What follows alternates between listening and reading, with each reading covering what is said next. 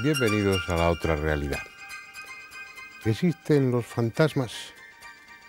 Cualquier persona sensata y culta dirá que no, y se estará equivocando, porque hay una cantidad innumerable de testimonios que afirman lo contrario, y muchos de esos testimonios proceden precisamente de personas sensatas y cultas que hasta ese momento pensaban que lo de los fantasmas era una pura tontería.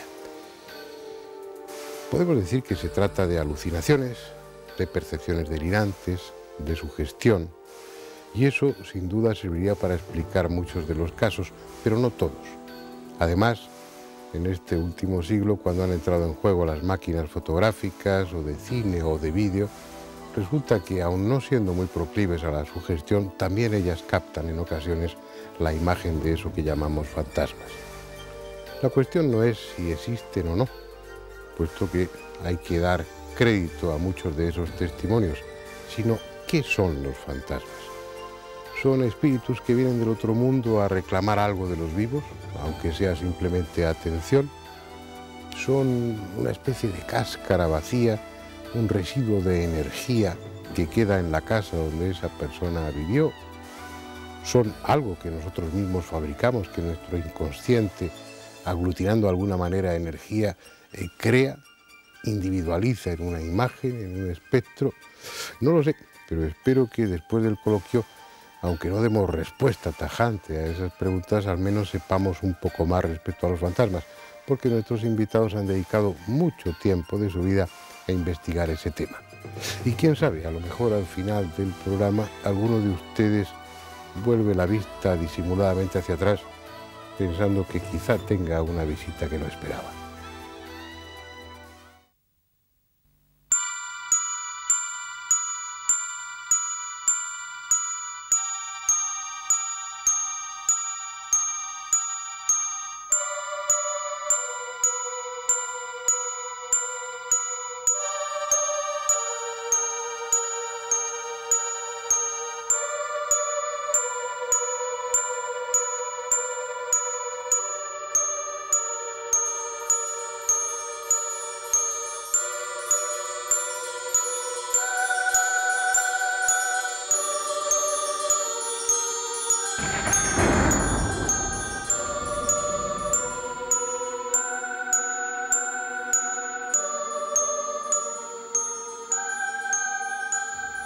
Fantasmas ha habido siempre, o al menos personas que afirmaron y afirman haberlos visto.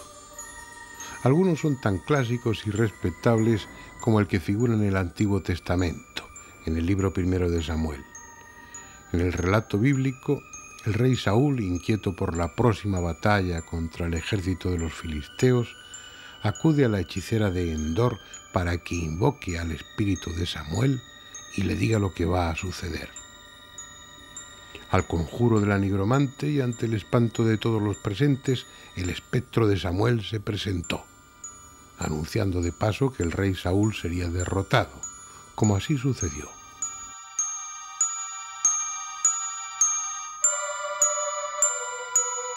Esa parece ser la actitud favorita de los fantasmas antiguos, anunciar desgracias, porque entre los casos célebres de esa época se cuenta también el de Marco Junio Bruto, bien conocido por su participación en el asesinato de César, que recibió la visita de un ente fantasmal avisándole que iba a ser derrotado y muerto en Filipos. Ese tipo de visitas desagradables abunda en los relatos de fantasmas, aunque por lo común referidas a personas que acaban de fallecer y se presentan ante los vivos para dar cuenta de su muerte, reclamar el cumplimiento de alguna promesa o simplemente para aterrorizar a quien en vida le jugó una mala pasada. Como Mariamne, que se apareció ante su esposo Herodes el Grande, que la había hecho asesinar.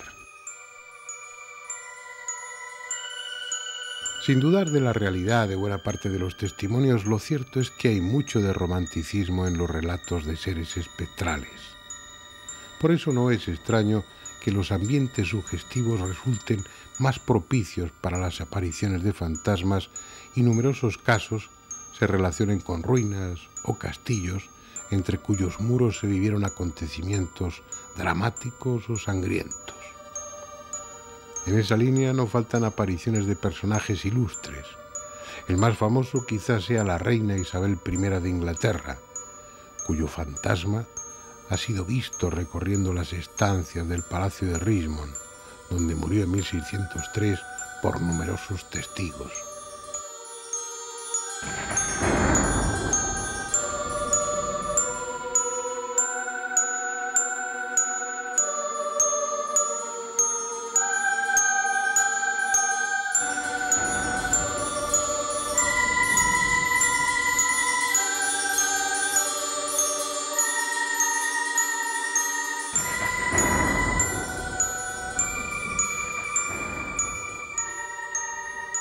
Pero ¿qué ambiente más propicio para la aparición de fantasmas que los salones donde durante el siglo pasado se celebraban sesiones de espiritismo? Además, por entonces ya existían las cámaras fotográficas, aunque la verdad se abusó de ellas para fabricar falsos fantasmas como estos que estamos viendo. Sin embargo, no todos eran falsos. Este que tienen ahora en su pantalla es casi con toda seguridad auténtico.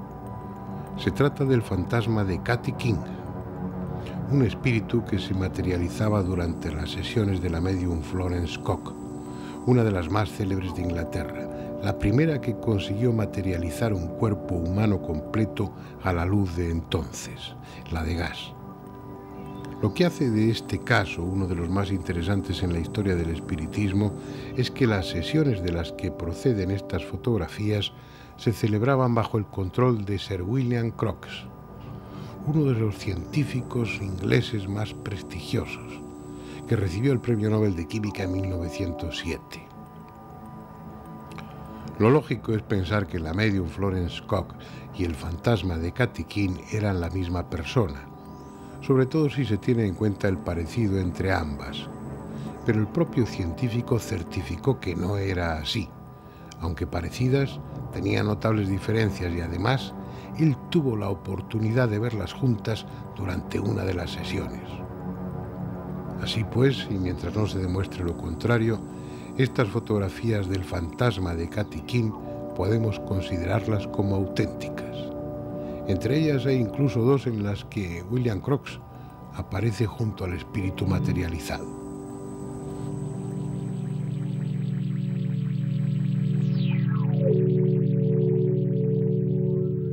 Da la impresión de que los fantasmas están en cualquier sitio menos en los cementerios, junto a los restos de lo que fue su soporte físico, y andan errantes por los pasillos de viejas mansiones o acuden a las sesiones de espiritismo cuando se les llama. Fotografiarlos no es fácil, pero aún así no han faltado ocasiones en las que aparentemente por casualidad fueron captados por el objetivo y otras en las que ellos parecían interesados en que su imagen quedara recogida en la película sensible. Veamos con cierto detenimiento algunas de esas fotografías, aunque su calidad sea deficiente y los aficionados al tema ya las conozcan. 1925. Lugar: una capilla de la Basílica de Santa Juana de Arco en Francia. En ella aparece una turista, Lady Palmer, y dos personajes, aparentemente dos sacerdotes que no estaban en el momento de sacar la fotografía, pero que al revelarla aparecieron allí. 1940. Iglesia de San Nicolás en el pueblo inglés de Arundel. Es una parte de la fotografía que en un plano general recogía todo el altar mayor. No había nadie, pero al revelar apareció la figura semitransparente de lo que parece ser un sacerdote oficiando.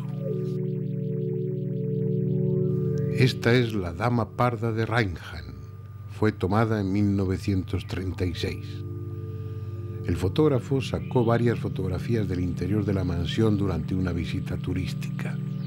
Precisamente, el atractivo del lugar es porque la tradición sostiene que por la casa se pasea un fantasma vestido con cofia y traje de brocado al que muchos afirman haber visto. 1959. en un bosque australiano y tomada por el reverendo Blaines. La cabeza y los brazos podrían ser solo una apariencia, una casual disposición de la vegetación del fondo desde el ángulo que cubría la cámara. Pero las líneas definidas del ropaje, una especie de larga falda o túnica, permiten incluirlos sin reparos entre los fantasmas fotografiados. He aquí una vieja y típica fotografía de un fantasma inglés. Fue tomada en diciembre de 1891 en la biblioteca de la mansión Combermere en Chester. Si se fijan bien, en el sillón que aparece en primer término puede verse un rostro difuso y con más claridad un brazo y su correspondiente mano apoyado en el brazo del sillón. Varias personas dijeron reconocer en la fantasmal figura al difunto Lord Combermere, pese a lo poco definido de sus rasgos. Más fácil de identificar fue el fantasma que aparece en esta fotografía. Se tomó el 22 de marzo de 1959 en la localidad inglesa de Eastwich, por la señora Chinnery. Solo pretendía fotografiar a su marido, sentado al volante del automóvil. Pero al revelar el carrete, en la foto apareció bien visible un señor situado en el asiento de atrás. Era su propio padre, fallecido años antes.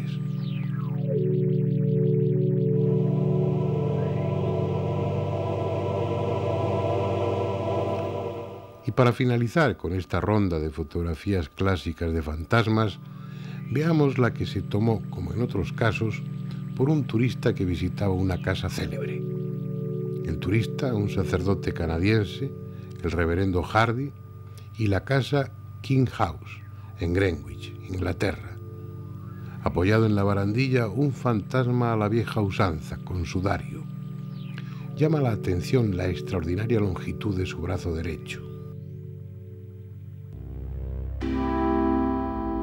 No pocos investigadores dudan de la autenticidad de estas y otras fotografías en las que aparecen presuntos fantasmas con formas bien definidas, pero tal vez sea porque ellos no las han conseguido.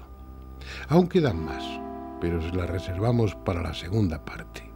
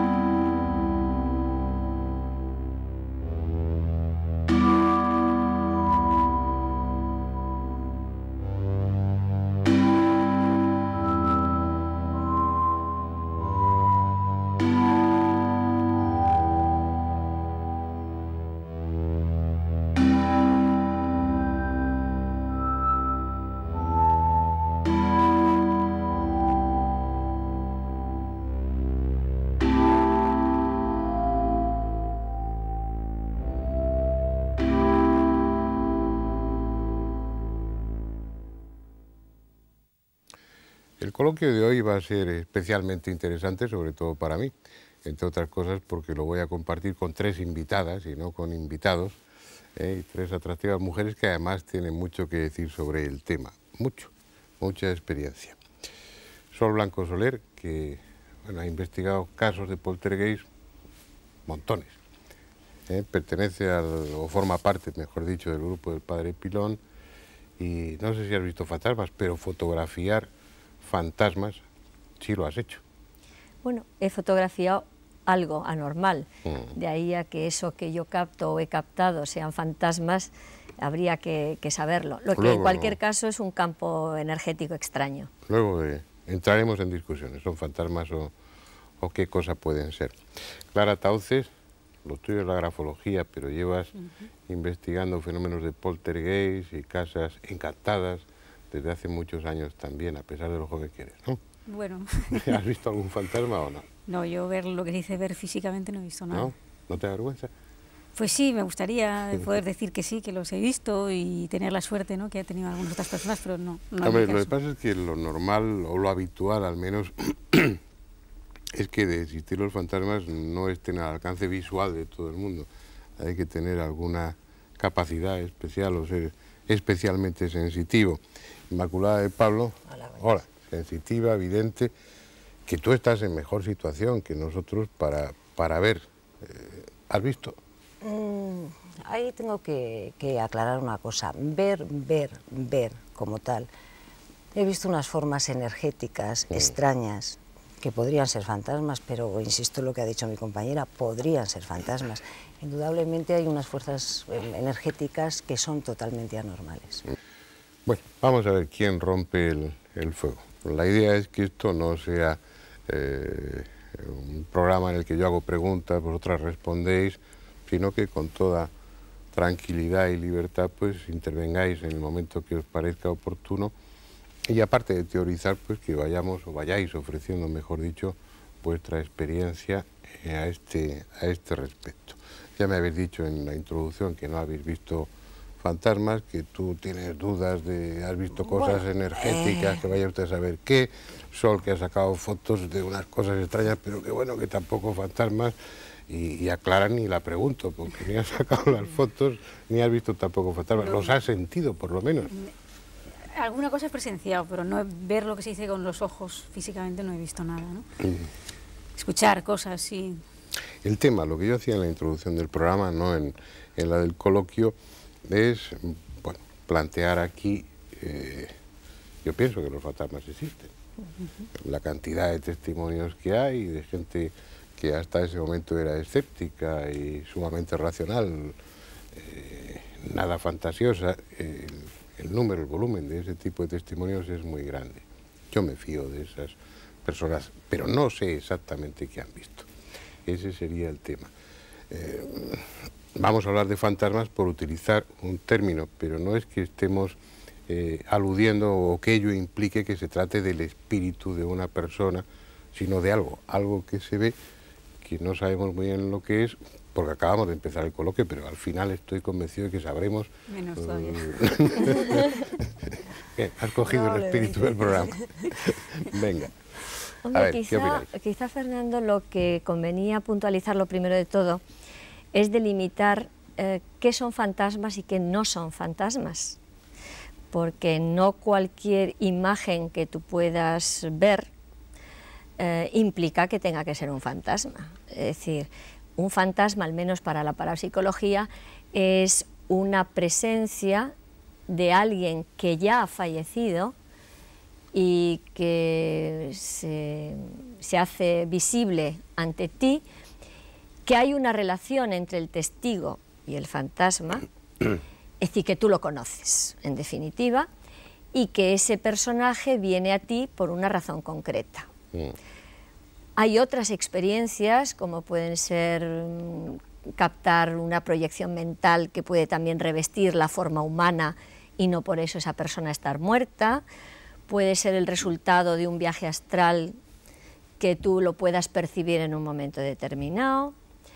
Puede ser la decodificación de una impregnación en una casa con mucha historia y que una sensitiva en un momento determinado vea lo que allí ocurrió y puede darte la sensación de que son fantasmas, pero lo que estás viendo es como trozos de una película antigua de algo que ocurrió y eso tampoco es fantasma.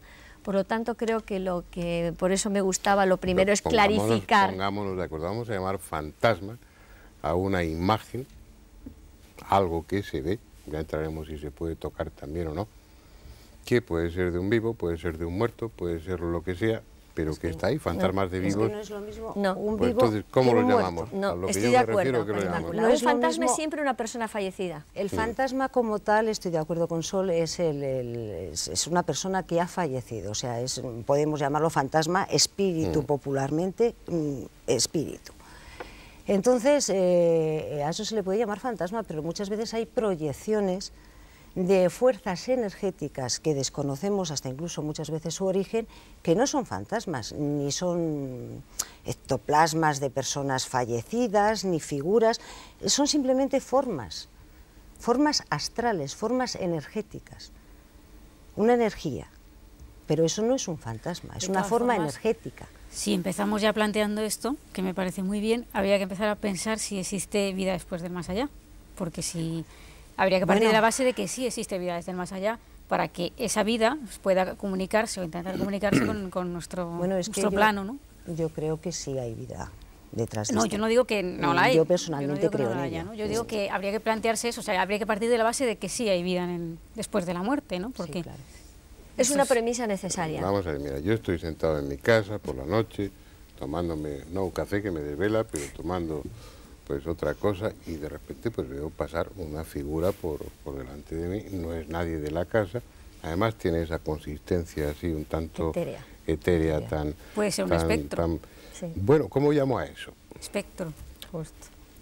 Un espectro no es un fantasma, entonces, bien, utilizamos el término espectro, lo digo para englobar, y para no, aunque hablaremos de fantasmas entonces, en el sentido estricto de la palabra, refiriéndonos a personas muertas, también hablaremos de esas energías que se fotografían, de esas energías que los sensitivos son capaces de ver, de esas formas. Hablaremos de todo lo que sea visible en circunstancias especiales y que esté vinculado con otros planos de la realidad, no hablo ya de existencia. ¿Bien? Estupendo. Pues alabámonos. Estupendo. Estamos de acuerdo en algo. Estupendo. Pues yo te diría que quizá Clara ha expuesto muy bien de que naturalmente para aceptar que lo que estás viendo es un fantasma implica en que tienes que creer en que hay algo más allá de la muerte. Lo que pasa es que hay una casuística a nivel mundial y de todas las culturas y de todas las religiones y de todas las creencias que se están recogiendo a lo largo de la historia del hombre, de estas presencias, de estas apariciones de personajes ya fallecidos y que vienen a comunicarte o a pedirte ayuda o a ayudarte o a comunicarte algo concreto, que no puedes pensar que todos los seres del universo se han vuelto locos de repente, es decir, que tiene que haber una explicación para ese fenómeno. Por lo tanto, yo te diría que personalmente yo creo en el más allá también, entonces para mí me es más fácil. Para aquellas personas que no creen en el más allá, pues tendría que plantearse que por qué vas a ver a una persona fallecida de tu familia o un amigo que te viene a decir un comunicado específico. También tendrían que planteárselo ellos. Y dejo un poco aquí... Lleva ella razón, efectivamente. Yo parto de la base, lo he dicho antes, que creo en esa vida detrás de esta vida humana que estamos viviendo ahora mismo aquí. Entonces, la idea del fantasma, pues realmente date cuenta que en todas las culturas siempre ha existido. Siempre ha existido esa vida detrás. Sus antepasados estaban ahí, morían hasta incluso en las guerras entre clanes, etcétera. Pues realmente era pensando en ese estado de superioridad del hombre, en la inmortalidad del hombre.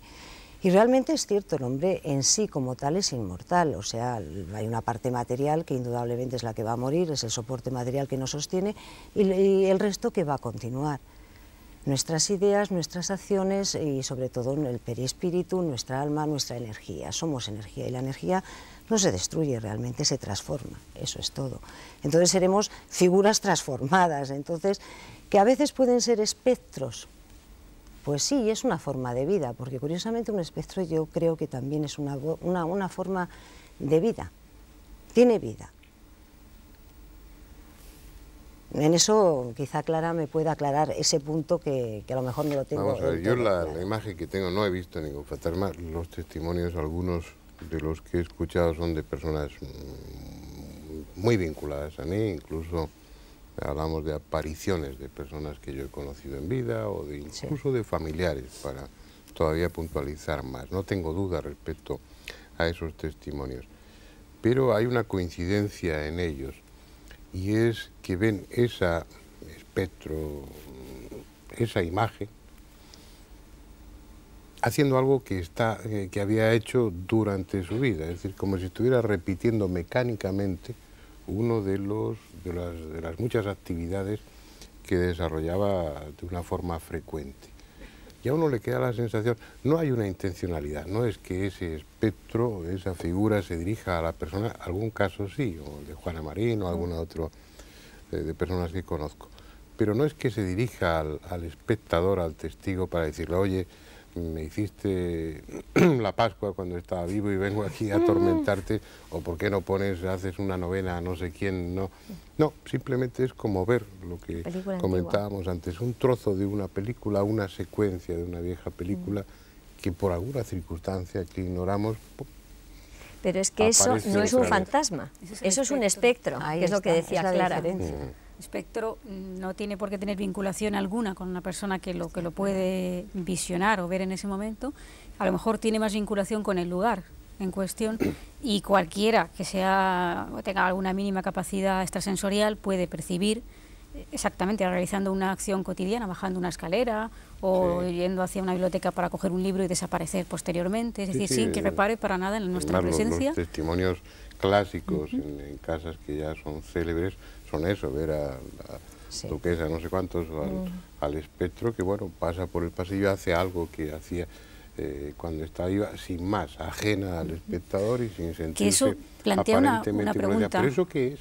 Eso es lo que se llamaría un espectro, es la diferencia entre fantasma y espectro. De acuerdo, y a mí eso me plantea ¿qué es? No sé. No lo sé, Fernando. Yo lo que sí te puedo decir es que eso plantea para mí una inquetante pregunta. ¿Qué pensáis? Hombre, tener una plena seguridad es difícil. A mí me plantea una inquietante pregunta que no tengo respuesta, ¿no? Y es que si el fantasma, que no el espectro, el fantasma, viene a comunicarnos algo, a decir que realicemos una acción o que algo quedó sin resolver, en fin, a darnos un mensaje, el espectro no. Aparentemente pasa ampliamente de nosotros, él hace su acción y desaparece. Es decir, ¿Eso qué significa? Que está ahí, es una realidad que está ahí, sería otra realidad, como el nombre del programa, que está pasando por delante de nosotros y que captamos fugazmente en un momento determinado. Es decir, estamos rodeados de seres. Hay una hipótesis, que tú la conoces, que es la hipótesis de la impregnación. ¿Qué sabemos de ello? Es decir, hay la teoría, al menos en teoría, que todas nuestras acciones, todo lo que hacemos, de alguna manera se queda esas imágenes, esa realidad en suspensión en el medio ambiente en el que nos movemos. El tema está en que eso, que es el tema de las casas encantadas normalmente, que están fijados o fijos los fenómenos a un lugar, que como tú bien dices, generalmente con algo trágico. Algo trágico. Entonces la impregnación es tan grande que el problema está en que a lo mejor tú que no tenemos esa sensibilidad de captación, como a lo mejor tienes tú, Inmaculada, pues entramos en esa casa y no vemos nada, no somos capaces de decodificar. Pero esa información está ahí, del mismo modo que las ondas de radio están en suspensión, las ondas hercianas están a nuestro alrededor, y mientras no tenemos el decodificador para poder traducir esa información y que llegue a nosotros, pues es imposible que nosotros la podamos percibir. El hecho está en que podría ser que entonces lo que hicieran los sensitivos es tener una especie de relé que cuando entran en un lugar donde esa impregnación ha sido muy fuerte, tú imagínate un caso de suicidio, un caso de asesinato, un caso de unos grandes dolores o alegrías que ha quedado como la impronta muchísimo más fuerte, ese sensitivo lo que hace es decodificar esa información y ve lo que allí pasó, lo que aquella persona normalmente hacía, que iba a la librería, que bajaba una escalera. Pero eso es algo que me inquieta precisamente, Sol. ¿Por qué? Pues porque, es decir, si esa formación, vamos a llamarlo así, no tiene ningún contacto ni nada que ver con nosotros, ni siquiera se dirige a nosotros, a lo mejor ni siquiera es consciente de que estamos ahí, o da la posibilidad de que hay muchas más de esas presencias de las que podemos imaginar que pudieran estar por aquí vagando en este momento. Yo creo que hay muchísimas más presencias de las que nos podemos estar rodeados de espectros. Podemos estar rodeados de espectros, efectivamente. De información ahí latente. De información. Yo lo que pienso es que realmente en casas donde han sucedido hechos con unas pasiones muy desatadas, tanto como pueden ser de dolor, hasta incluso amor también, un apego hacia un determinado objeto, un apego, un amor tremendo hacia esa casa, casos de dolor, suicidios, muertes violentas por distintas causas, sitios donde, por ejemplo, ese espectro, si es el caso de mujer o si es el caso de hombre, haya perdido a a un bebé, a su hijo, de una manera trágica, sigue aferrado al lugar en sí. Pero sería... Y se pasean delante de nosotros, pues realmente, si nos ven. Mira, yo tengo una experiencia... Pero perdona, Inmaculada, si estamos hablando de espectros, eso implica que no hay una intencionalidad en esa figura, que es como una cáscara vacía. Pues ¿no? no hay, yo hasta hoy no he visto ninguna intencionalidad. ¿Qué sentido tendría si ha habido un hecho luctuoso del tipo que sea muy dramático? Pero puedo entender que el espíritu de la persona se quede ahí o una parte de él aferrado por... Pero que quede una imagen, bueno, es posible, no entro a discutirlo, pero que no entendería bien las razones dentro de lo absurdo que es el tema. Es que el tema sí parece así a priori un tanto absurdo, pero realmente ese apego puede ser un apego material y entonces se quedan, es una teoría también, se queden totalmente muy a ras terrenal, muy a ras de nuestro propio astral. Entonces realmente es una forma, quizá por llanto, por dolor, por exceso de amor, por tragedia, llámalo algo que realmente ha desatado muchas pasiones, pues no puede evolucionar ni encontrar su camino. Eso puede ser así. Yo a veces he llegado a pensar que sí. Y otra pregunta sería si tiene que evolucionar. Sí, sin lugar a duda ahí sí. Entonces estaríamos hablando de Entonces la misión de la persona que va a Casas Encantadas, eso es hipotético y te lo pregunto a ti. Yo no es que niegue, no entraría también la misión de hacerles evolucionar hacia su... de alguna forma. ¿Y si no tuvieran que evolucionar y fuera una acción repetitiva? Como quien pasa una cinta de vídeo y la pasa 300 veces. Pero nunca ha sido la misma. En una casa, vamos a suponer, en una casa encantada. Tú eres experta en casas encantadas. Tú te has experta encontrado... es mucho decir, porque en esto bueno, somos expertos. Estudiosa del tema. Vamos a llamarlo así. Todas somos estudiosas de un tema. Entonces, tú te has encontrado con la misma figura una y otra vez. Sí. La misma figura. Sí. Y has hecho siempre el mismo movimiento. Casi siempre. Nunca te ha mirado. Yo no he visto nada, ojo. No, nunca yo digo los testimonios, ¿no? Tú coges por separado, que recuerdo un caso en Mejorada del Campo, tú coges por separado a dos miembros de la familia que habían presencia, independientemente de una serie de fenómenos de otra índole ya más pues física, ¿no? Como movimiento de objetos. Y demás, ¿no? Sí, ese tipo de cosas, ¿no? Independientemente de eso, había una presencia supuestamente fantasmal, ¿no? Era un ser de 1,20 m con una túnica blanca, que por supuesto no tenía absolutamente nada que ver con ninguno de los habitantes de la casa que ellos supieran, con barba y con pinta de anciano, ¿no? Este hombre se paseaba por el pasillo y cuando tú pides a las componentes de la familia que hagan un dibujo de eso que han visto, sin que hablen entre ellas de qué es lo que han visto, y ves los dos dibujos por separado y te das cuenta que es lo mismo.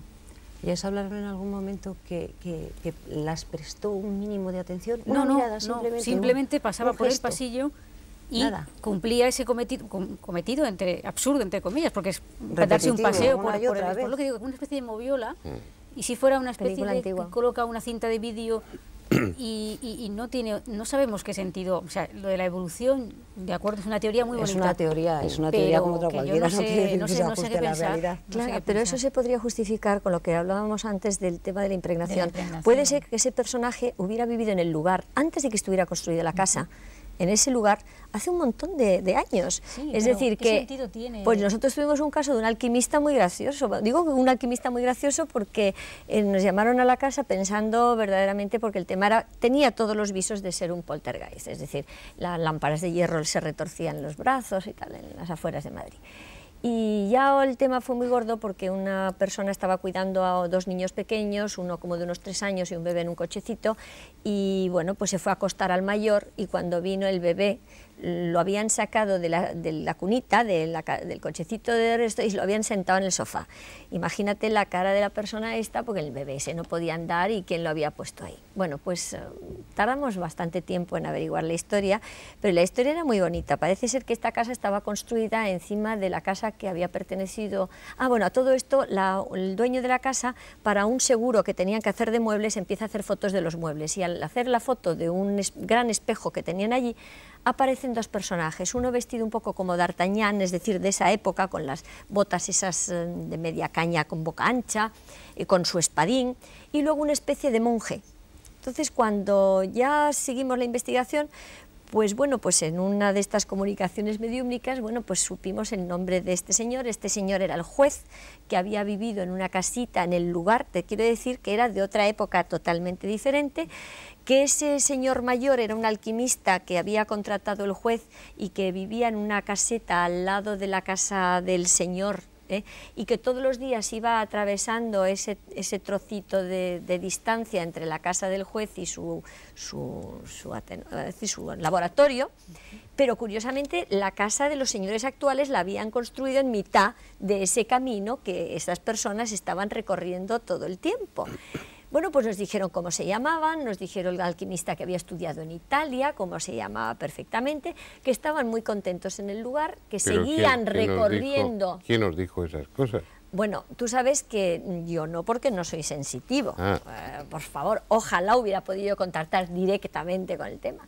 Pero tú sabes que Paloma Navarrete ve la bola, entonces en la bola puede, digamos, ver hechos pasados. ¿Qué había ahí? Entonces él ya vio los personajes que habitaban el lugar antes de que se construyera la casa moderna que está construida ahora. Estoy hablando con eso de que muchas veces estas realidades de espectros, fantasmas, acciones de poltergeist, está un poco todo entremezclado y es muy difícil quitar la paja del grano para poder diagnosticar si aquello es una casa encantada, un poltergeist o un caso de fantasma, que para mí es más claro porque viene siempre derecho a ti y con un tema concreto. El caso del fantasma es un hecho que es mucho más claro porque realmente es reconocible para ti. Totalmente. Totalmente reconocible. No se presenta tal cual tú le has conocido. A veces hasta incluso yo diría que más joven, pues no, yo diría que más radiante. Yo la palabra diría más radiante, más con expresión distinta. En general sí es... más radiante.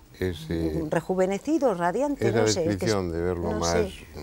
saludable, más de otra manera. Como si el hecho de morirse a uno le sentara bien, ¿no?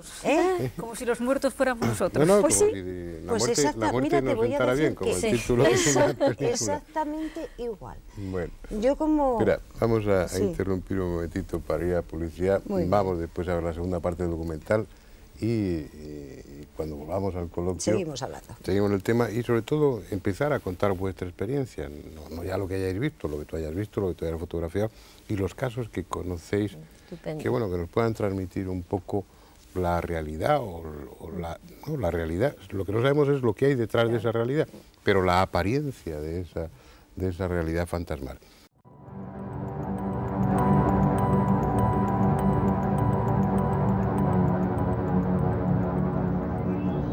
Este es el Palacio de Linares, en el centro de Madrid, actualmente sede de la Casa de América. Hace varios años los medios de comunicación se ocuparon ampliamente de él. Se habló de apariciones, de fenómenos de poltergeist, de psicofonías. Entre los que investigaron el tema se encontraba el equipo que dirige el jesuita José María Pilón, del que forma parte una de nuestras invitadas, Sol Blanco Soler. Como suele hacer en estos casos, realizó numerosas fotografías con flash. En su larga experiencia, ha comprobado que en los lugares donde se producen fenómenos asociados a lo paranormal o a lo sobrenatural, se obtienen con relativa frecuencia fotografías de formas blanquecinas o luminosas, invisibles al ojo humano, pero que a la luz del flash pueden ser capturadas, por así decirlo. En el Palacio de Linares consiguió varias, de las que estamos viendo algunas. Globulosas, alargadas, a veces muy difusas, vendrían a ser algo así como fantasmas sin forma definida. Clásicamente se les denomina cuerpos psíquicos. Esta es probablemente la fotografía más antigua de uno de ellos. Fue tomada a finales del siglo XIX y el grupo lo forman la señora Guppy, una médium famosa de su época, y dos amigas suyas.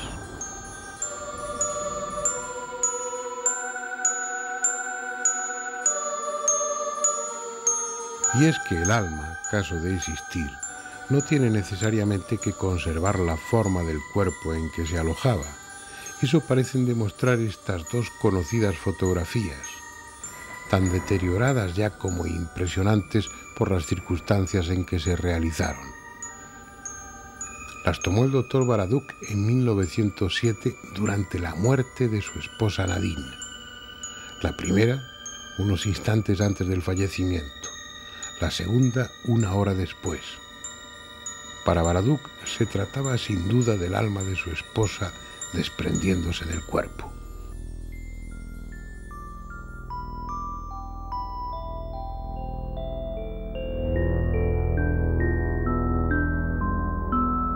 Al ocuparnos del fenómeno de poltergeist, estuvimos en la casa de un arquitecto madrileño, actualmente vacía, en la que vienen produciéndose todo tipo de sucesos extraordinarios desde hace décadas. En su momento, el equipo del padre Pirón también estuvo allí investigando, y Sol Blanco Soler obtuvo varias fotografías en las que esas formas luminosas, a veces esféricas y otras fusiformes, se dejaron captar por la cámara. Alguna de ellas es especialmente brillante y, como todas las que hemos visto hasta ahora, totalmente inexplicables desde un punto de vista técnico.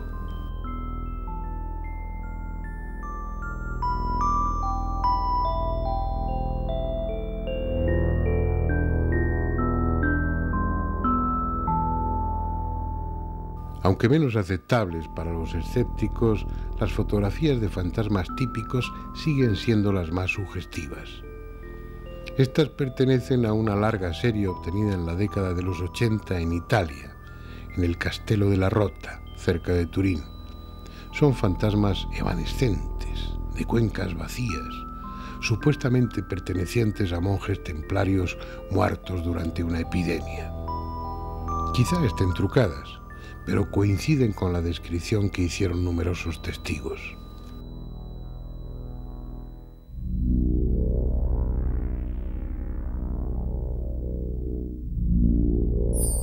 Hay lugares en los que si no hubiese fantasmas, habría que inventarlos.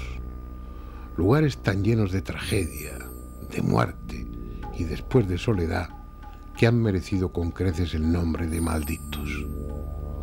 Ochate, en el condado de Treviño, es uno de ellos. ¿Lo recuerdan?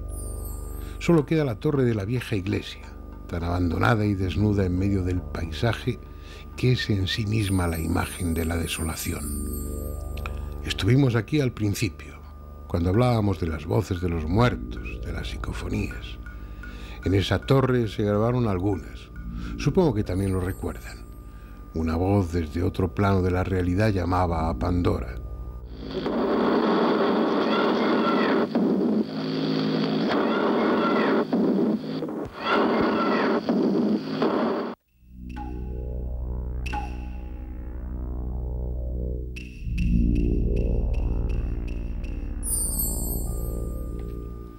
Otra, venida quizá desde el pasado, preguntaba ¿qué hace la puerta cerrada?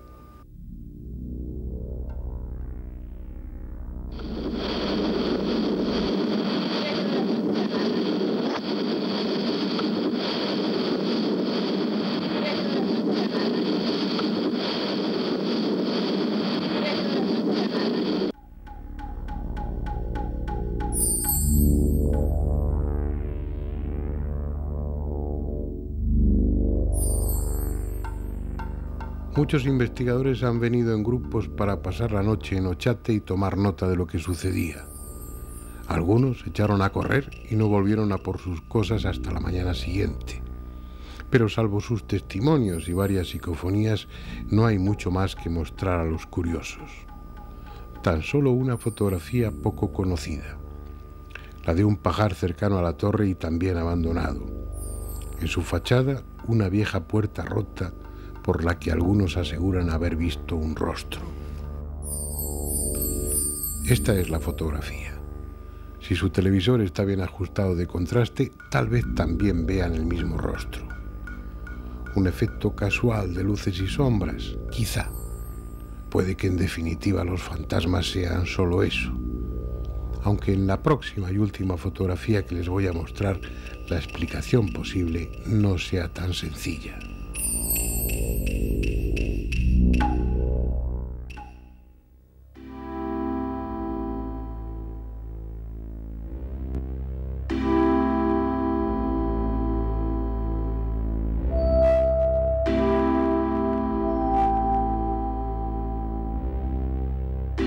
No procede de un lugar solitario o siniestro, si acaso todo lo contrario. Fue tomada en París en agosto de 1993 por una turista española, Raquel Cantero. Se trata de una más entre las muchas fotografías que hizo durante el viaje, en este caso de las que tomó del exterior de la Catedral de Notre Dame. Esta es la fotografía. La cámara utilizada fue una Chinon y la película Polaroid Color HD 2 de Cienasa. Ni ella ni su acompañante notaron nada extraño en la fachada que acababan de fotografiar y continuaron su recorrido por París. Ni siquiera al revelar las fotos ya en España se fijaron en un detalle que ustedes tal vez ya han observado. Fue pasado el tiempo cuando descubrieron que en la fotografía había un personaje. Véanlo ahora con más detenimiento. Está allá arriba, en una de las torrecillas que rematan los contrafuertes. En su día estudiamos concienzudamente el negativo junto con el resto del carrete. No hay manipulación alguna. Una figura aparentemente dotada de luz propia, casi fluorescente, parece estar observando la ciudad desde lo alto. Si uno pone algo de imaginación, puede distinguir la peluca blanca y el atuendo de alguien perteneciente al siglo XVII o XVIII. Es sin duda la fotografía auténtica de un fantasma, sean lo que sean los fantasmas.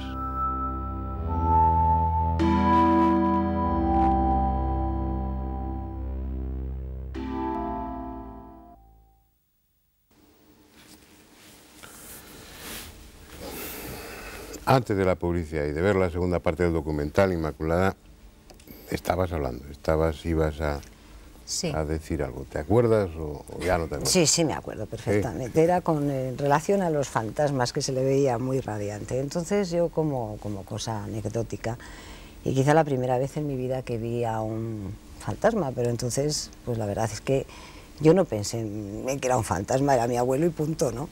Pues yo era bastante pequeña, tenía unos 6 años, iba a cumplir 7.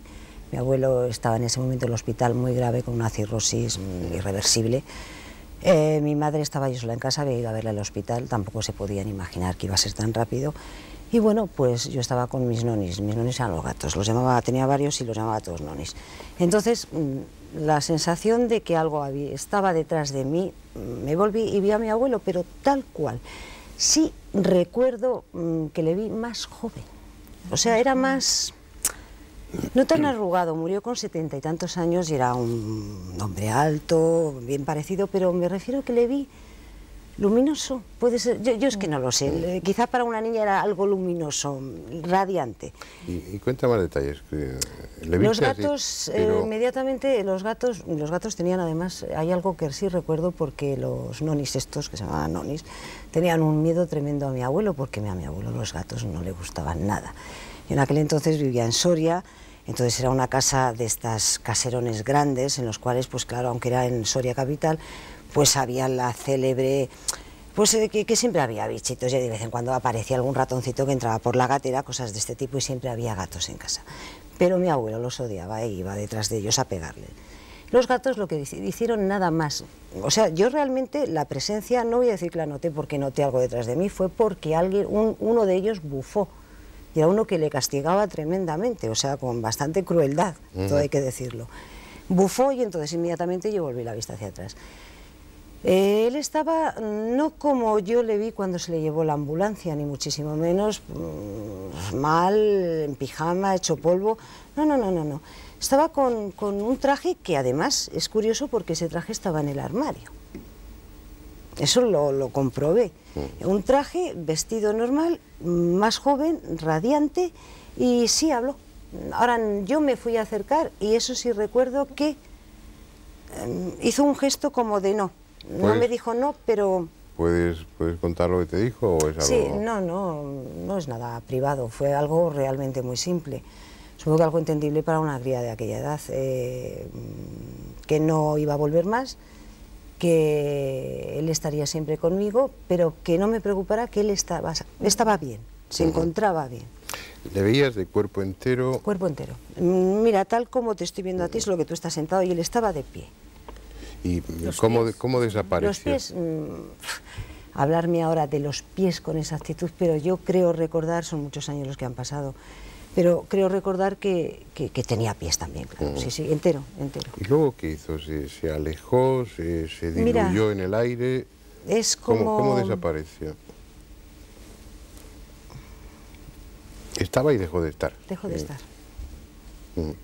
Este tipo de descripción, tenemos aquí una testigo que ha visto un fantasma y en el sentido exacto de la palabra. Tengamos en cuenta, un familiar hay que tener también en cuenta, si de ser objetiva, que ahora mismo quiero recordar detalles.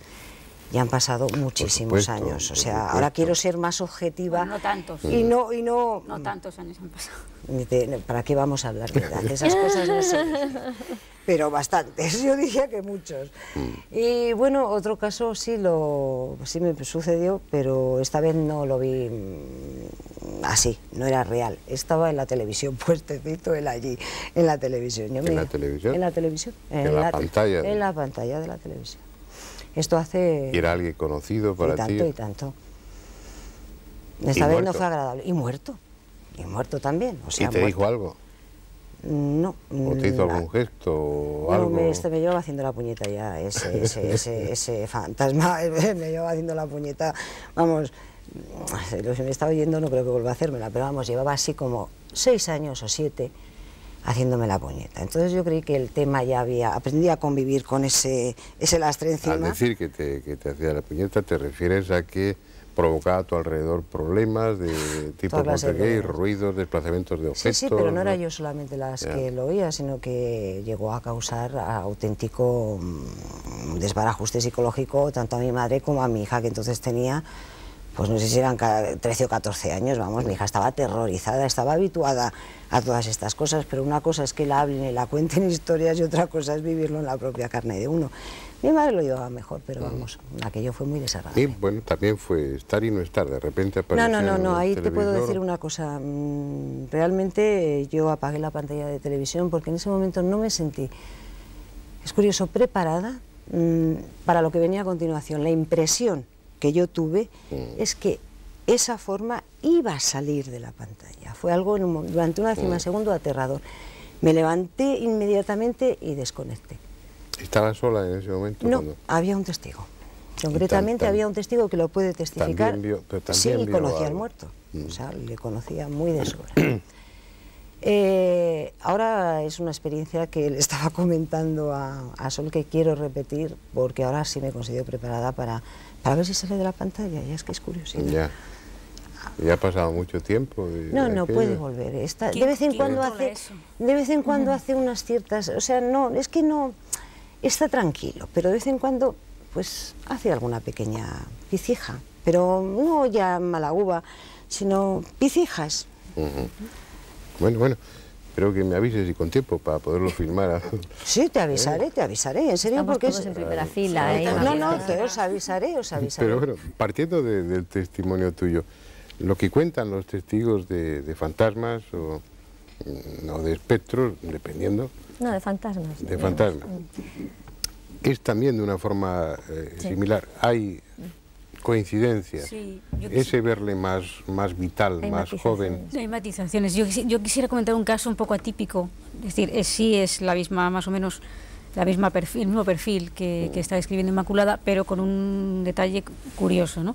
Este caso, yo tengo total certeza de que no es un fraude porque conozco a las personas en cuestión, son amistades, ¿no?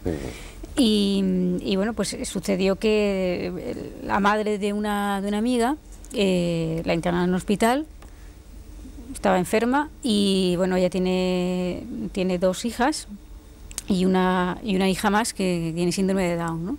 Entonces, al ser ingresada, a la niña no se le dice nada. Poco después, la madre fallece y a la niña no se le comunica de momento una cosa así, y pasan 2 o 3 días, es decir, no sería pues lo que hablábamos antes, ¿no? Cuando alguien muere en un momento determinado, o va a morir, o tiene una sensación de pánico y se puede proyectar hacia un familiar, ¿no? En este caso la niña ni sabía absolutamente nada y la madre había fallecido hacía 3 días, escasamente, ¿no?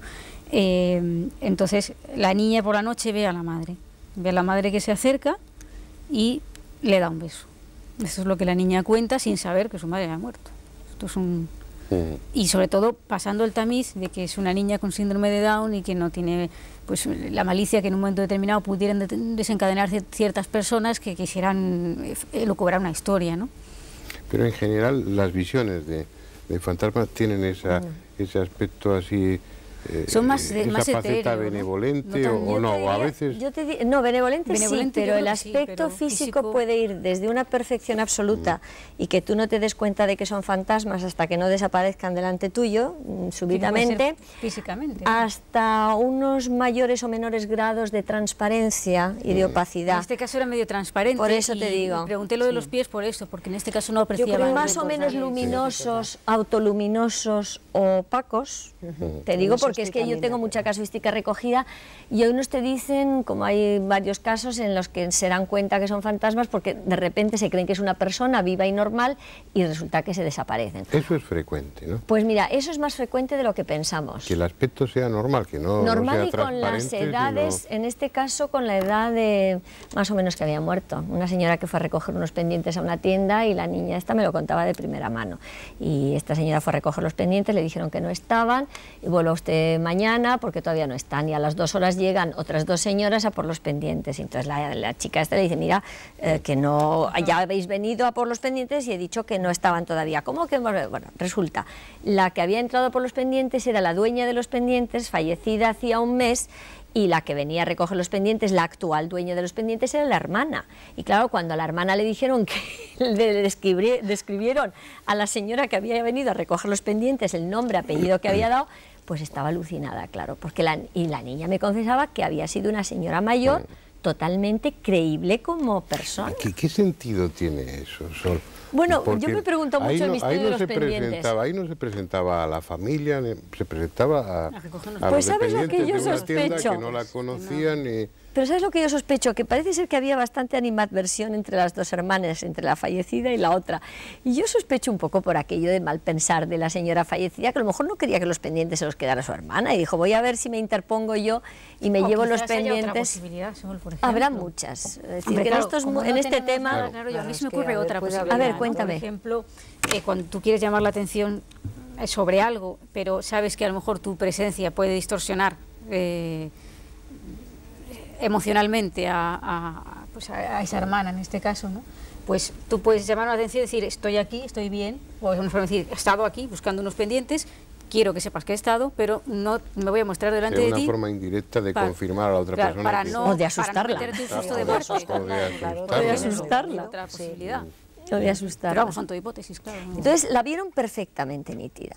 Luego, sin embargo, yo tengo otros casos recogidos de abuelos. Vamos a ir sobre la marcha añadiendo elementos para configurar el fenómeno, ¿no? para irlo matizando.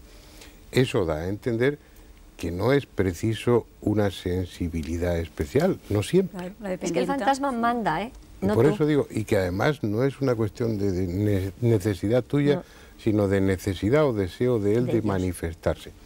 Y se manifiesta ante personas que teóricamente no son sensitivas, que no están vinculadas con el tema para nada. Totalmente de acuerdo. Lo que quiere decir que si esos fantasmas quisieran dejarse ver por todo el mundo, quizás podrían. De hecho, se dejan fotografiar, hay fotografías y cada vez más numerosas de yo no lo creo, espectros o de fantasmas. Yo no lo creo. Fotografías se cogen fotografías de estas más o menos raras, de campos energéticos, pero nunca con una configuración como puede ser la imagen. Tengo una de esas que no está todavía publicada, que a mí me ha llamado la atención precisamente por eso, porque yo he visto algunas fotografías, incluidas las que tienes tú, que tienes un archivo tremendo. No, pero como ves, todas son más o menos. Por eso te digo que esta sí tiene una forma humana y es bastante curiosa la fotografía.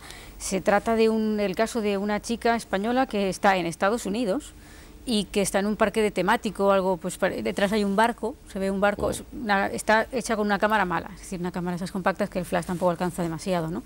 Y se ve pues que está fotografiado el barco y aparece en la fotografía al revelar, tengo yo en casa, aparece una señora vestida de blanco, una chica vestida de blanco que se la ve perfectamente, parece estar apoyada o sentada un poco medio en la barandilla, pero si te fijas está como flotando, tiene el cuello extremadamente largo y la cara es un poco borrosa, pero se aprecian facciones bastante, o sea, no hablamos de luces. Ya. Y obviamente esta chica no estaba cuando se hizo la fotografía, no aparece ahí. Pero también estaríamos hablando de cosas distintas. Una cosa son fantasmas, otra cosa son espectros, y otra cosa es lo que con frecuencia has fotografiado, lo que tú también has visto en alguna ocasión en lugares, en casas donde se producen fenómenos, que ahí ya estaríamos hablando de una energía, al parecer dotada de intención, pero que tampoco está muy claro qué es. Ah, no, por supuesto. Porque muchas veces las fotografías de esas energías, al final llegáis a la conclusión de que realmente no es una entidad, sino que es una proyección o una emanación o algo que provoca uno de los sujetos de la casa, ¿no? Yo no estoy tan de acuerdo, porque yo todas las que he cogido normalmente son en sitios... no estás de acuerdo en nada conmigo. Ay, no, Fernando, no. Es que, por ejemplo, todas las fotos... Hay fotos que yo he cogido en casas deshabitadas. Sí, ¿por qué no? Por lo tanto, bueno... Una presunción, a eso voy. A eso voy. Sí, pero ojalá fuera yo, porque tendría mucho más en mi archivo. No se me había ocurrido. Que también es posible y no lo desecho.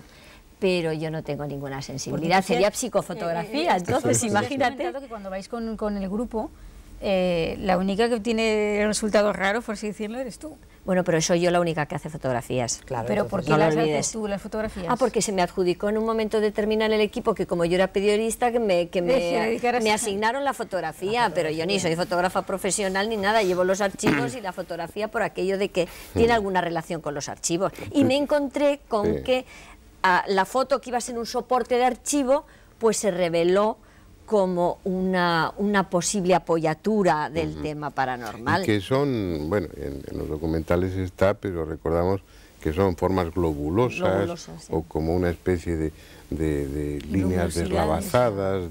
Eso también es lo que tú ves en lugares donde se producen fenómenos de poltergeist. Se ve como una aglomeración diría ectoplasma, un algo blanquecino, como una nube muy condensada, para que me entiendan, con distintas formas. Unas son más alargadas, otras pueden ser más... Y sí he visto alguna, eso sí, ahí ya sí es cierto que he visto alguna con lo que quiere es empezar a ser una forma humana. Alguna, pero también de pie, subiendo una escalera, pero los pies, hay un pie que está como subiendo, lo quiero decir, el acto de subir la pierna. Eso indudablemente me pareció... De abogada del diablo por un momento. ¿Eh? Me gustaría hacer de abogada del diablo aquí. Sí, claro. Te aceptamos totalmente. Una cosa, un par de cosas que se me ocurren. Lo que estamos hablando, que estamos llamando vulgarmente fantasmas, por aquello de que es el término vulgarmente... Hemos diferenciado un poquito el tema, es decir, vulgarmente quiere decir que es algo que damos por sentado que son fantasmas, ¿no? Estamos hablando de fantasmas, pero estas descripciones que haces tú de lo que... No, yo ahora estoy hablando de esas otras formas energéticas que me ha preguntado a eso Fernando. me refiero. Eso serían espectros, no es un fantasma. Pero bueno, pongamos, o espectros. Una forma, lo que yo en aquella una forma ocasión... energética, vamos a llamarlo así. Esa forma energética, ¿quién nos dice que son seres fallecidos? No, yo no lo puedo asegurar. He dicho que a mí la apariencia era humana.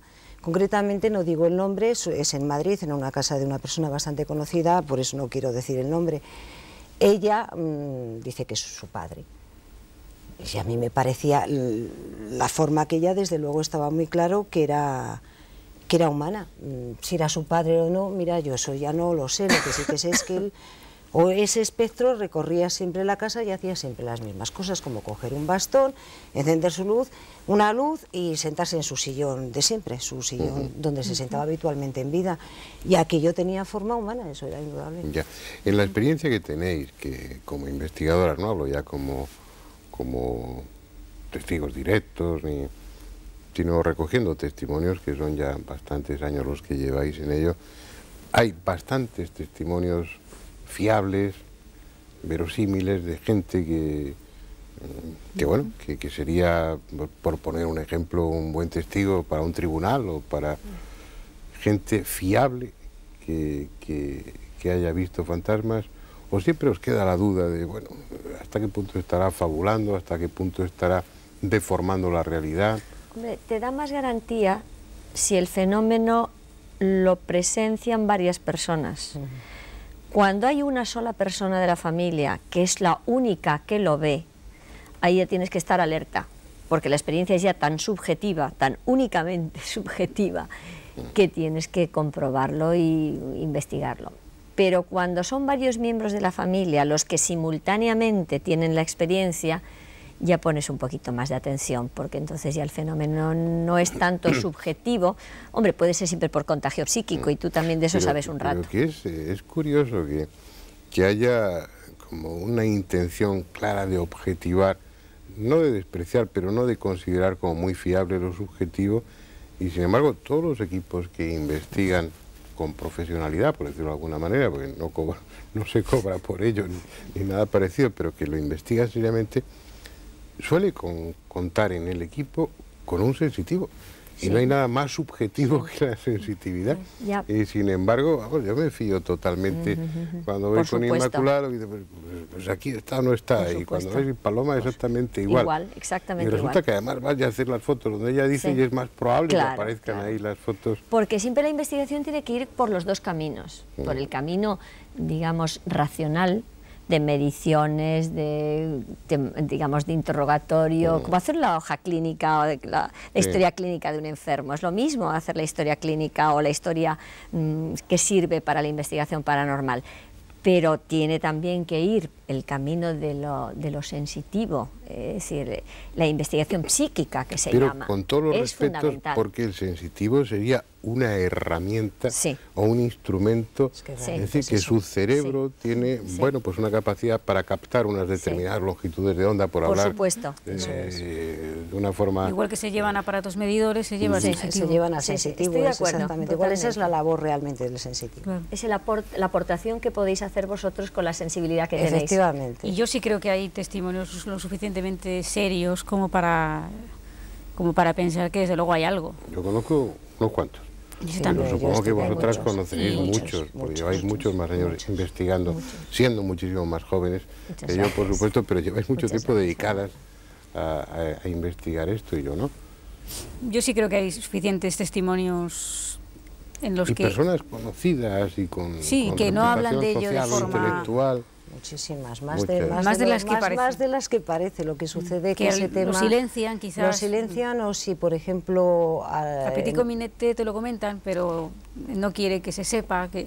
Sí, o se niegan a que luego hables del tema. Tú sabes, Fernando, que Barnard, el famoso cirujano, cuenta, que yo tengo recogido incluso el recorte del periódico. El primer trasplante de corazón. Sí, bueno, pues este hombre estuvo internado por una hepatitis vírica en un momento determinado de su vida, siendo muy joven, mucho antes de que él empezara con los trasplantes, y recogió en una revista australiana, quiero recordar que lo tengo fechado y todo ahí en casa, la experiencia que él tuvo estando hospitalizado.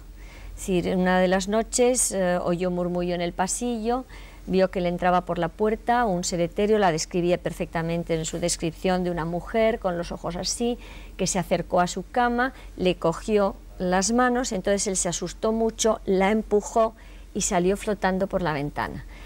Él llamó inmediatamente a la enfermera tardaba en llegar, y entonces la enfermera llegó al poco tiempo diciendo: perdone usted, doctor, es que he tardado porque es que acaba de fallecer una enferma en la habitación de al lado. Y la descripción era exactamente, bueno, perfecta, con la mujer que él había visto entrar en su habitación. Y eso lo cuenta Barnard en una entrevista que le hacen en una revista. Es curioso que esto lo comentas, Sol, porque hay un caso muy parecido en Elche. En un hospital de Elche. Sí, en el hospital de Elche, eso no lo conocía. En un hospital de Elche, lo mismo, ¿no? Que se te presenta una persona que en teoría piensas que es... pues, ¿sabes? Bueno, hay varios casos en Elche de hospitales, ¿no? Uno de ellos es de una supuesta enfermera que entra para tomar la atención, o eso cree el familiar, es decir, hasta el extremo de parecer real, ¿no? Y que directamente atraviesa la pared. Entonces, claro, el susto es gordo, ¿no? ¿Real? Sí, aparentemente real. Y luego hay el otro caso de esto, ¿no? Que de la mujer que se presenta y resulta que acaba de fallecer en la habitación. Uno de los problemas, ya se ha acabado nuestro tiempo, ese es otro problema, no era el que iba a mencionar. Uno de los problemas es que la mayoría de los testigos, siendo, pues como estabais comentando, en muchos casos, bueno, personas con un sólido puesto en la sociedad o en lo académico o lo intelectual, no quieren contarlo, eso es lo habitual. Tú mencionabas el caso de este hospital de Elche, ¿no? Y yo te diría bastantes casos de hospitales y también en Madrid, donde los colegas míos han tenido experiencias de ese tipo que jamás contarán públicamente. Y que acabas conociendo porque no son solo ellos, sino porque pacientes y personal auxiliar también han visto esa persona, alguien que teóricamente ha fallecido en el hospital, y que vaya usted a saber por qué, porque no sabemos nada, queda por ahí perdido como entre dos mundos, ¿no? Pero testigos hay, y hay muchos. Lo que pasa es que, bueno, pues estos temas tienen mala prensa, y ¿qué le vamos a hacer? No lo vamos a modificar. Pero bueno, en cualquier caso yo creo que hemos tenido tres opiniones fundamentadas sobre el tema, incluso con experiencias propias. Y bueno, algún día convenceremos a alguna de esas personas para que vengan aquí y cuenten también, no porque su testimonio sea más verosímil que el de otras personas, aunque no tengan esa relevancia social, sino bueno, para que comprobemos una vez más que muchos de estos temas son absolutamente reales, pero que como están mal vistos, la sociedad o nosotros, que formamos parte de la sociedad, pues tratamos de mantenerlos en los márgenes de lo creíble. La semana que viene volveremos con otro tema, pues no sé si tan sugerente, tan romántico como el de los fantasmas y los espectros, pero que también, con toda seguridad, estará en esos márgenes de la realidad. En definitiva, este programa se llama La Otra Realidad. Hasta la semana que viene.